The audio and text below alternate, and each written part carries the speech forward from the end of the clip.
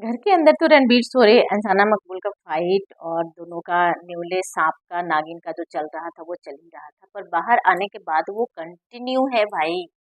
वो खत्म नहीं हुआ है और ना खत्म होने वाला है, मुझे ऐसा लगता है। जी हाँ, अभी रणबीर शोरे लाइव आते हैं और लाइव आकर उसमें बातें करते हैं और बोलते हैं कि जी हाँ, मैंने क्यों बोला, क्योंकि उन्होंने बहुत सारे इंटरव्यू में यही बोला है कि साना विनर बन गई है, पर मैं सोचती हूँ वो अनडिजर्विंग विनर है। बहुत लोग थे जो उनसे ज़्यादा डिज़र्व कर रहे थे। अब उन्होंने उस बात पे सफाई दिया है। जी हाँ, बोला है कि साना को मैं नहीं देखा कि घर वालों के लिए कोई सिंपैथी रहा हुआ हो या घर की कोई काम करते हुए, इस बेसिस पे मैंने कहा था कि उनसे ज़्यादा लोग डिज़र्विंग हैं। इट मीन्स कि अपने जो अनडिज़र्विंग वाले बातें थे उस चीज़ को इन्होंने डिफाइन किया है। यहाँ पे मैंने अनडिज़र्विंग क्यों बोला उसे। घर वालों का किसी किसी किसी घर का कोई काम नहीं करती थी और किसी भी घर वाले के लिए सिंपैथी नहीं दिखाती थी, तो इसलिए वो अनडिजर्विंग है। दूसरा बात उन्हें ये था कि he added also by no means, नहीं का मतलब है कि मैं बिग बॉस पे उंगली नहीं उठा रहा हूँ कि वो विनर क्यों बने। मतलब बच बचा के ही निकल रहा है, जैसे वो पूरे शो में निकलते थे ना बच बचा के, वैसे ही यहाँ पर भी वहां पर भी होता था। जिससे झगड़ा कर गए तो फिर आके एक्सप्लेन करते थे उस बातों की कि मैंने इसलिए नहीं, मैंने इसलिए ये बात बोला था।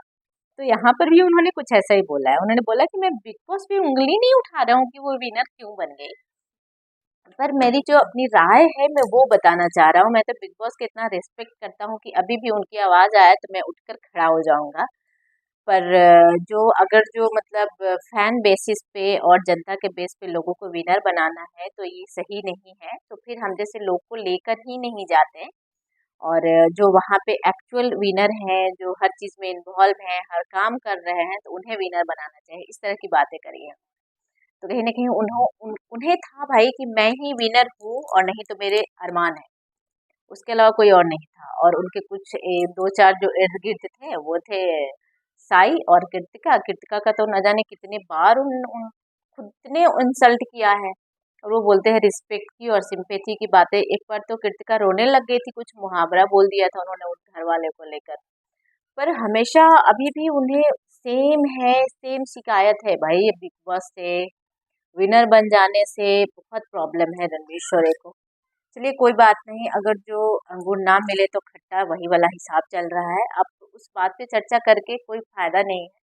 साना ने आते आते भी उनसे सॉरी बोला था, मतलब हाँ साना ने दिया है जवाब, तो बराबर का दिया है।